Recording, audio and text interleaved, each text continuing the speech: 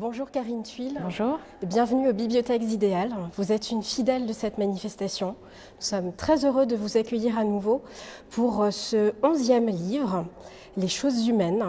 Vous y racontez la vie d'un couple qui derrière les apparences va pas si bien que ça, jusqu'à ce qu'il y ait une petite graine qui vient tout enrayer.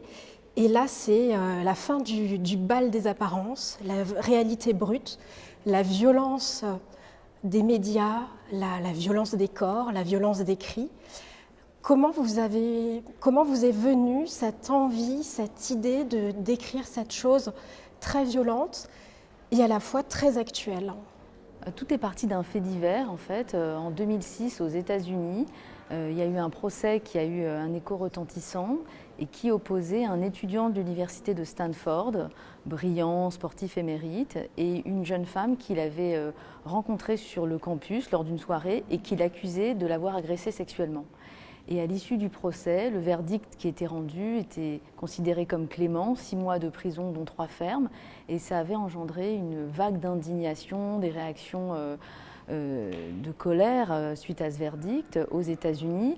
Et donc je suis partie de ce fait divers et j'ai commencé à enquêter en France, à assister à des procès aux assises, à rencontrer des avocats qui m'ont aidée aussi. Et j'ai eu envie de raconter la déflagration que peut être une accusation de viol.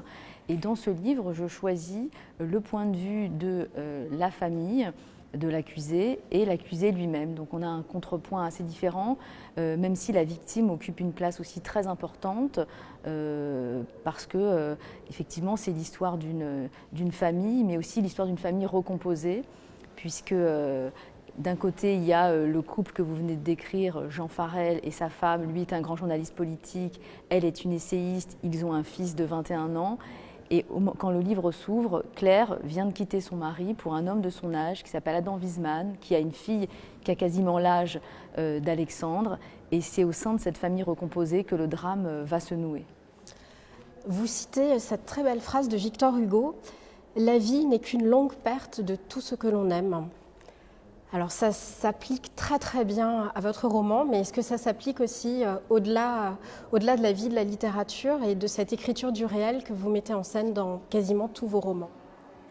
C'est vrai que ça s'applique particulièrement au roman, puisque tous mes personnages voient leurs rêves s'éteindre en fait. Donc ils perdent l'amour de ceux qu'ils aimaient, ils perdent la confiance, ils perdent une certaine façon leur avenir aussi, puisque par exemple Mila, la jeune femme qui accuse de viol, est totalement détruite par ce qu'elle a vécu.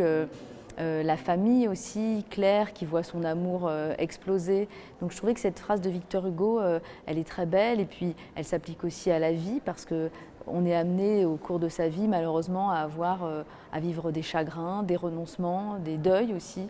Et je la trouve à la fois poignante et très réaliste. Et alors pour rassurer les lecteurs qui n'auraient pas encore lu votre livre, il faut quand même expliquer également qu'il y a beaucoup de lumière aussi dans ce livre, qui est pourtant très sombre. Mais pour vous, mettre un petit peu de lumière à travers une forme d'amour, des liens particuliers, on ne peut pas trop dévoiler non plus, mais entre par exemple Jean et une autre personne, pour vous c'était essentiel aussi. Il n'y a pas que la face noire des choses. Bien sûr, pour moi un livre c'est aussi une matière à réflexion, donc réflexion sur les relations entre les hommes et les femmes, réflexion sur le temps qui passe, sur l'amour, sur les chagrins d'amour aussi. Et on voit ces personnages à la fois avoir très peur de l'éviction sociale, de la disqualification, du deuil. Et ils sont confrontés à une épreuve difficile, c'est-à-dire le livre pose aussi cette question-là, c'est-à-dire que se passe-t-il quand vous avez élevé votre enfant, vous l'avez aimé, porté, mené vers la réussite et que votre enfant commet un délit, un crime, tombe du mauvais côté. La culpabilité, la responsabilité, l'irruption finalement de la tragédie dans une vie jusque-là tranquille. Et les choses humaines finalement c'est ça, c'est tout cela à la fois, c'est la vie dans ce qu'elle a de plus beau avec les histoires d'amour, la sexualité et dans ce qu'elle a de plus tragique avec la violence et le chagrin. En tout cas, c'est un roman absolument incroyable, qui nous fait vivre plein de sensations, qui nous emmène au cœur d'un procès. C'est très très bien documenté. On vibre avec vos personnages. Et pour ma dernière question, j'aimerais savoir que représentent pour vous les bibliothèques idéales à Strasbourg? Alors je suis ravie de venir parce qu'à chaque fois, c'est une rencontre avec des lecteurs passionnés. Il y a toujours beaucoup de monde. Le travail des libraires qui organisent aussi est exceptionnel. Des intervenants, c'est vrai, je trouve toujours de très grande qualité et je réponds toujours oui à cette invitation parce que c'est aussi l'occasion de rencontrer d'autres auteurs dont j'aime le travail.